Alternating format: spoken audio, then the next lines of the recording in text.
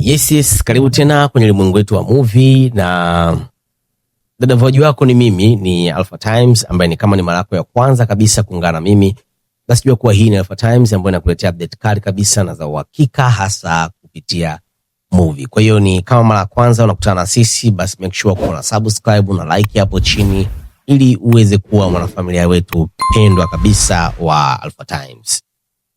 Mapema kabisa siku ya jana kutoka kwa Marvel Cinematic Universe, hawa ni MCU unaweza ukawaita, wametoa recommendation ya movie ambazo mtu anatakiwa azione au aziangalie kipindi anakwenda kuiangalia movie hii ya Avengers Doomsday, kwa sababu ni movie moja ambayo ina vitu vingi sana na imechukua vitu vingi sana, imechukua taswira kubwa, lakini pia ina character wengi sana ambao wanahitaji kujulikana vizuri, hasa kwa mtu ambaye hawajui vizuri.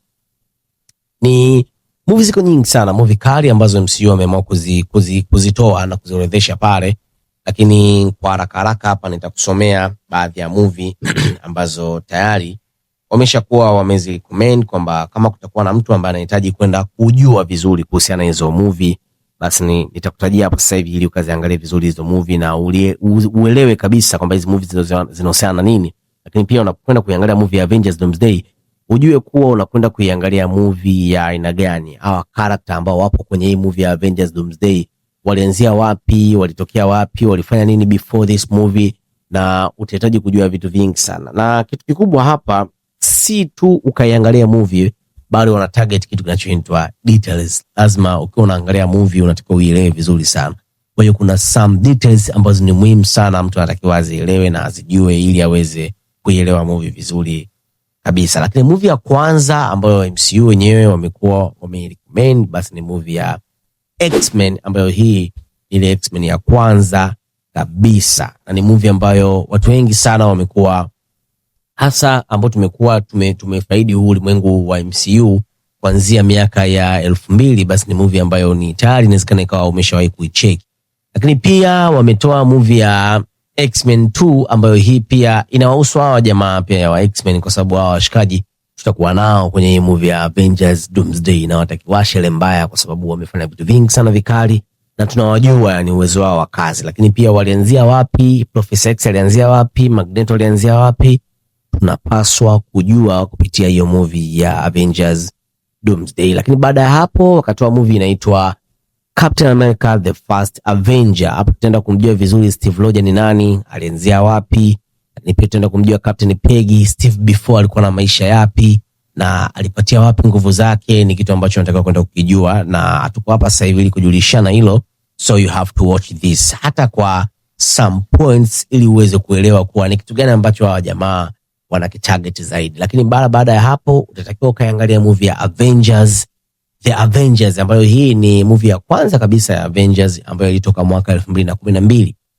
Lakini pia kupitia hii movie ndo tulipata kuiona ile Avenger ikiwa formed rasmi kabisa. Hapa namzungumzia mtu kama Thor, Captain America, Iron Man, Hulk pamoja na wengine wengi kama vile jamaa ambaye anaitwa Hulk. Kwa hiyo hii ni movie ambayo pia imekuwa recommended kwenda kuicheki before kwenda kuiangalia movie ya Avengers Doomsday. Mara baada ya hapo utatakiwa kaangalia movie ya Avengers Infinity War, ambaye hapa tulikuja kuona ni namna gani mzee mzima Thanos alivyokichafua na kukitibua.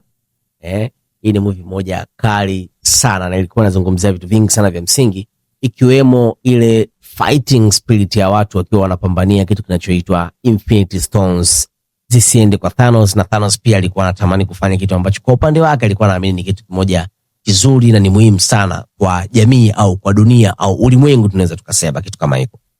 Lakini pia mara baada ya hapo unatakiwa kaangalia movie ya Avengers Endgame, kwa sababu hii ni movie ambayo ina connect direct kabisa na movie hii ya Avengers Doomsday. Mara baada ya movie ya Avengers Endgame kuisha, ndipo inapoanzia movie ya Avengers Doomsday, na hii ni official statement kutoka kwa wenyewe MCU, na ndio maana kuwa mwaka huu, mwaka 2026 mwezi Septemba pamoja na Oktoba watatoa vision nyingine au watatoa hii movie ya Avengers Endgame, na wakihitaji mtu uirudie na uielewe vizuri sana. Sasa ni kitu ambacho mara baada ya movie hii ya Endgame, basi tunaendelea na movie hii ya Avengers Doomsday. Lakini pia mara baada ya hapo wakatoa series. Hii ni TV show ya Loki ambayo pia ilikuwa na series mbili.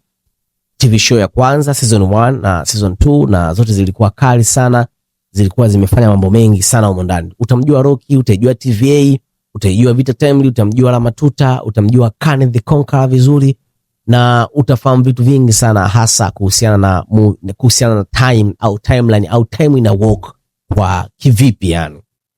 Lakini pia mara baada ya hapo wakatoa movie nyingine ambayo hii ni movie ya Doctor Strange, au unaweza movie ya Doctor Strange The Multiverse of Madness.